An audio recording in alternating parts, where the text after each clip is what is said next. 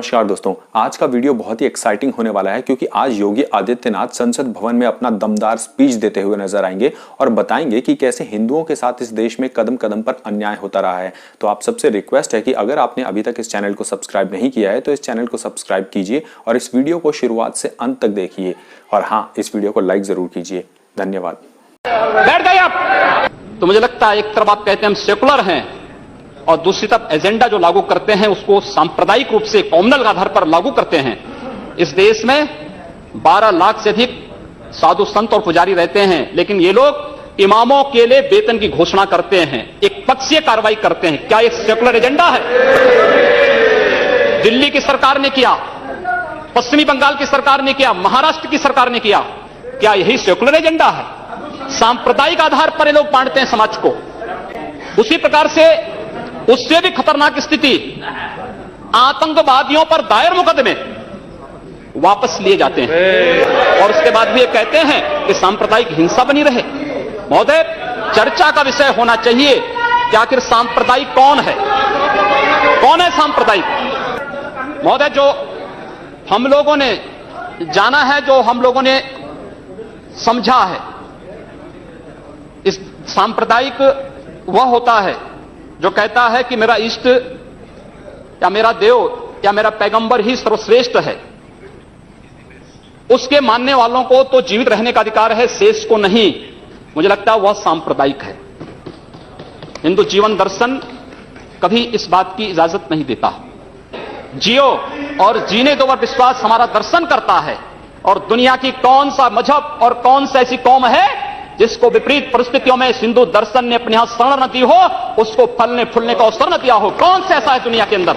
लेकिन आज जिस हिंदू दर्शन ने सबको शरण दी, सबको फलने फूलने का भरपूर अवसर दिया, आज जब उसी के खिलाफ षड्यंत्र होना प्रारंभ होता है तो उसे एकजुट होना तो पड़ेगा ही। और मुझे लगता है इन लोगों के कर्मों का फल है कि पूरे देश का हिंदू जनमानस आज इस बात के लिए तैयार हो रहा है कि उसके खिलाफ आज शासन तंत्र से जो षड्यंत्र हो रहे हैं उसका जवाब अपने स्तर पर देना ही पड़ेगा। और आज वही स्थिति सामने आई है। महोदय, मैं पूछना चाहता हूं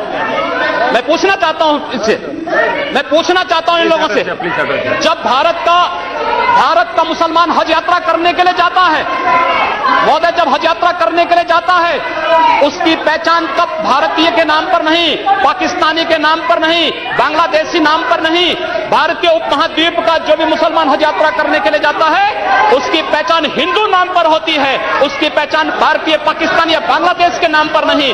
लेकिन अगर उसी हिंदू पहचान को हम इनके ऊपर यहां पर लागू करने का प्रयास करते हैं, इनको बुरा लगता है। हिंदू सांप्रदायिकता नहीं, हिंदू राष्ट्रीयता का प्रतीक है और भारत की राष्ट्रीयता का प्रतीक हिंदुत्व को बदनाम करोगे, उसकी कीमत चुकानी पड़ेगी इन लोगों को।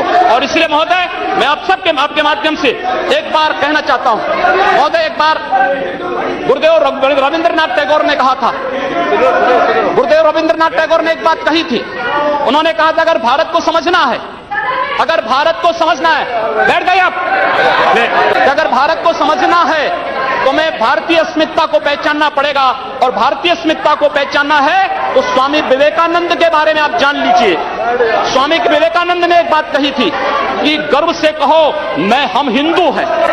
स्वामी विवेकानंद ने एक बात कही थी कि गर्व से कहो हम हिंदू हैं। स्वामी विवेकानंद तो सांप्रदायिक नहीं थे, स्वामी विवेकानंद तो किसी पार्टी के नहीं थे। स्वामी विवेकानंद ने तो भारत का प्रतिनिधित्व किया था पूरी दुनिया के अंदर। और दुनिया के अंदर जो हिंदू आज पूरे देश के अंदर, पूरी दुनिया के अंदर अपनी सहिष्णुता के लिए पहचाना जाता था, आज उस हिंदू के साथ किस प्रकार का व्यवहार किया जा रहा है? वह कश्मीर से विस्थापित होता है, उसे कश्मीर से निकाला जाता है। एक भी बार इस सदन में चर्चा नहीं होती है, इन लोगों का मुंह नहीं खुलता जब कश्मीर से 3.5 लाख की संख्या में कश्मीरी पंडित निकाले जाते हैं, तब ये लोग नहीं बोलते। पिछले 2012 में असम के अंदर 3 महीनों तक बोडो जनजाति के लोगों को मारा जाता रहा, कोई नहीं बोला। महोदय, कोई नहीं बोला।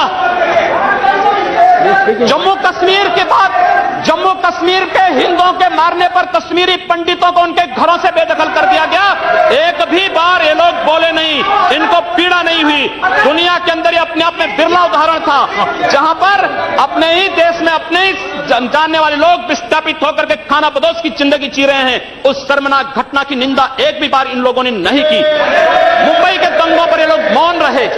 जमशेदपुर और भागलपुर के दंगे कांग्रेस के समय हुए थे, एक भी बार इन लोगों ने उस पर चिंता व्यक्त नहीं की।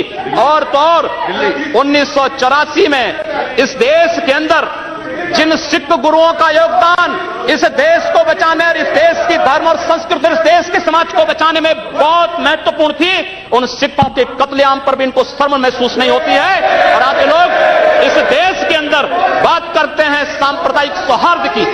इनका पूरा चेहरा सांप्रदायिक हिंसा से रंगा हुआ है, सांप्रदायिक एजेंडे से रंगा हुआ है। और इसीलिए बंधु महोदय, इस देश के अंदर असम में क्या हो रहा है, बांग्लादेशी घुसपैठिए इन लोगों के अपने हो गए और इस देश में लाखों वर्षों से रहने वाला समुदाय पराया हो गया। अगर आप चाहते हैं कि मैं ऐसी ही इंटरेस्टिंग वीडियोस लाता रहूं तो मेरे चैनल को सब्सक्राइब करके सपोर्ट करें। जय हिंद।